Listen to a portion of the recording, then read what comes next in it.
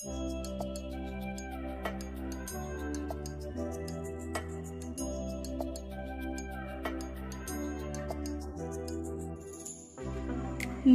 বন্ধুরা, আপনাদের সবাইকে স্বাগত আমার চ্যানেল অনুস কুকিং অ্যান্ড ব্লগ চ্যানেলে।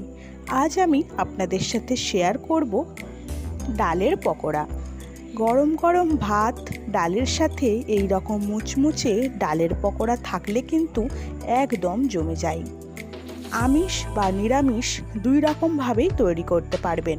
তো চলুন আমি কিভাবে বাড়িতে মুচমুচে ডালের পকোড়া তৈরি করি সেই রেসিপি আজ আপনাদের সাথে শেয়ার করব। লাইক কমেন্ট শেয়ার করতে কিন্তু ভুলবেন না। আর আমার চ্যানেল নতুন থাকলে প্লিজ সাবস্ক্রাইব করে পাশে থাকা বেল বাটনটি বাজিয়ে দেবেন। আমি এখানে বড় বাটির 1 বাটি খেসারির ডাল 2 ঘন্টা আগে ভিজিয়ে জল ঝরিয়ে রেখেছিলাম। মিক্সারের মধ্যে কোনো জল ছাড়া আমি পেস্ট করে নেব। এই রকম দানা দানা ভাব থাকলেও কিন্তু হবে। একটি পাত্রের মধ্যে পেস্ট করা খেসারির ডাল ঢেলে নিয়ে উপর থেকে দিয়ে দেব পেঁয়াজ কুচি, কাঁচা লঙ্কা কুচি, হলুদ গুঁড়ো, লঙ্কার গুঁড়ো, স্বাদ মতো লবণ, ভাজা মশলা আর অল্প একটু টেস্টের জন্য সর্ষের তেল। সব কিছু উপকরণ দিয়ে ভালোভাবে ডালের সাথে মাখিয়ে নিচ্ছি। আপনারা যদি খেসারির ডাল না ব্যবহার করতে চান, যে কোনো ডালের এই রকম পকোড়া কিন্তু তৈরি করতে পারেন। ডালের ব্যাটার তৈরি হয়ে গেছে। কড়াইতে সাদা তেল গরম করতে দিয়ে পকোড়ার সাইজে ছোট ছোট করে গরম তেলের উপর দিয়ে দিচ্ছি।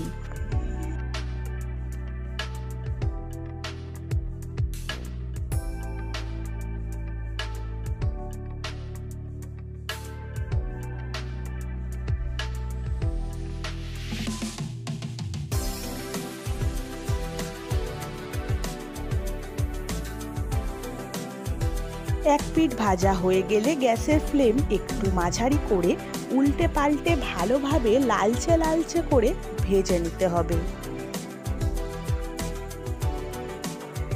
এই রকম ডালের পকোড়া কিন্তু গরম ভাতের সাথে একদম জমে যাবে।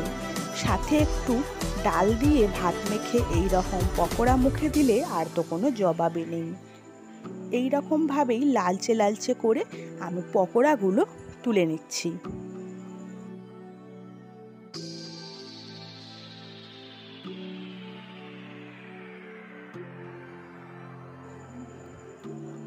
তৈরি হয়ে গেছে মুচমুচে ডালের পকোড়া। এই রকমভাবেই আমি বাকি পকোড়াগুলোও তৈরি করে নেব। তো বন্ধুরা, কেমন লাগছে ভিডিওটি? ভালো লাগলে অবশ্যই লাইক কমেন্ট শেয়ার করে পাশে থাকবেন। আর এই রকম নতুন নতুন ভিডিও যদি আরও পেতে চান, আমার চ্যানেলটা এক্ষুনি সাবস্ক্রাইব করে পাশে থাকা বেল বাটনটি বাজিয়ে দিন, যাতে সবার প্রথম আপনার কাছেই আমার ভিডিওর নোটিফিকেশন পৌঁছে যায়। আজ এই পর্যন্তই। ভিডিওটি সম্পূর্ণ দেখার জন্য আপনাদের সবাইকে ধন্যবাদ।